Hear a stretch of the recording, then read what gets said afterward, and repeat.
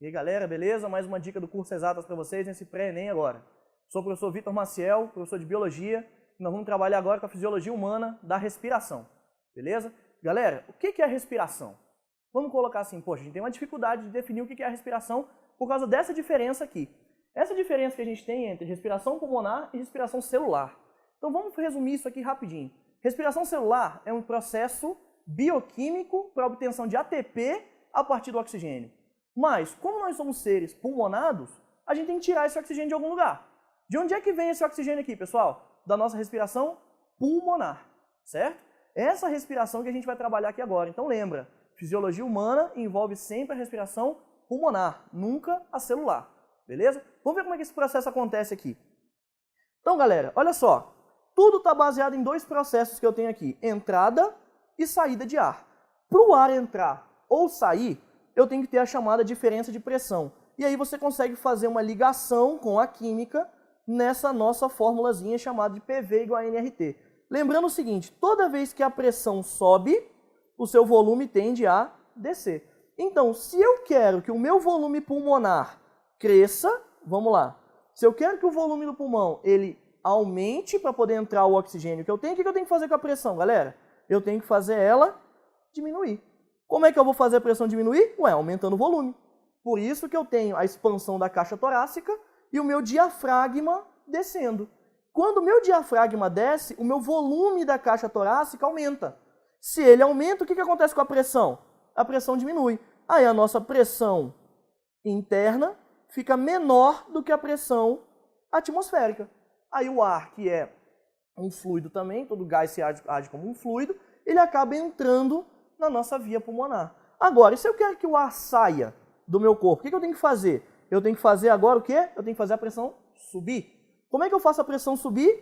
Eu diminuo o volume. Então, meu diafragma volta para essa posição, meus músculos intercostais, que estão aqui nas nossas costelas, eles voltam para a posição original. A nossa pressão interna agora fica maior do que a pressão atmosférica. O que o ar faz? Vai para a pressão atmosférica. Beleza? Galera, eu deixei dois esqueminhas aqui, olha só. Toda vez que a gente vai falando de entrada e saída de ar, o que eu tenho aqui? Respiração pulmonar. E se aparecer essa imagem aqui de baixo? Da mitocôndria trabalhando, fazendo aqui a glicólise e tudo isso. O que é isso? A respiração celular. Cuidado com esse esqueminha, tá bom? Então, pessoal, depois de ver então como é que é a entrada de ar e a saída de ar, vamos ver como é que a gente faz agora para esse ar circular dentro do nosso corpo. Então a gente tem aqui todo o caminho feito pelo ar, certo? Até chegar ao alvéolo, que é o tema que a gente tem que chegar agora. Então a gente vai passar pelas vias nasais, pela faringe, traqueia, brônquios, bronquíolos e alvéolos. Vamos passar o que faz em cada parte aqui, gente.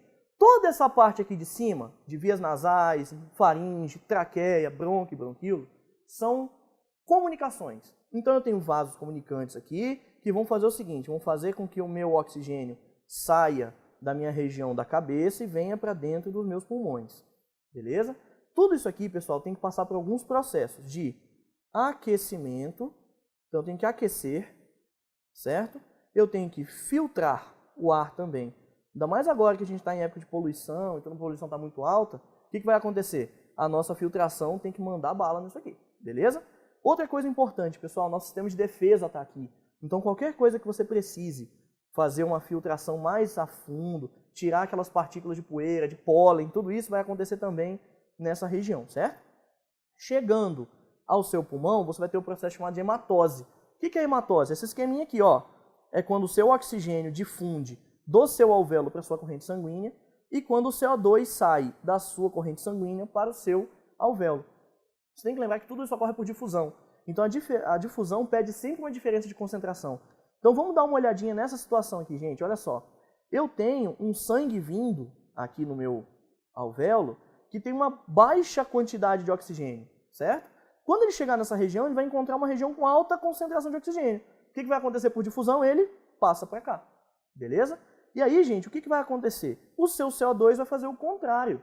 O CO2 ele vai sair daqui, ó, numa concentração maior para uma concentração menor. O que ele vai fazer? Ele vai sair do seu sangue, para dentro do seu alvéolo, beleza?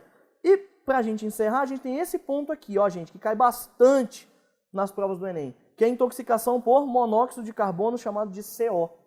Galera, nossa hemácia tem uma capacidade de fazer o quê? Tem uma capacidade muito boa de carregar gases, seja oxigênio, seja CO2, seja monóxido de carbono, tá bom?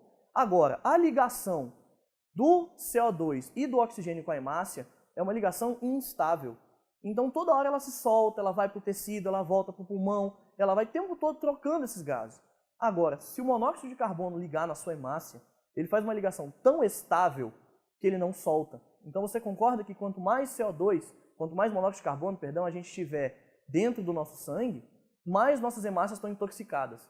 E uma hemácia intoxicada vai fazer o quê? Uma diminuição na sua eficiência respiratória. É isso, pessoal, que acontece quando uma pessoa inala uma quantidade muito grande de fumaça. Então vamos lembrar daquele caso da Boate Kiss, que a gente teve várias pessoas que morreram por inalação de fumaça.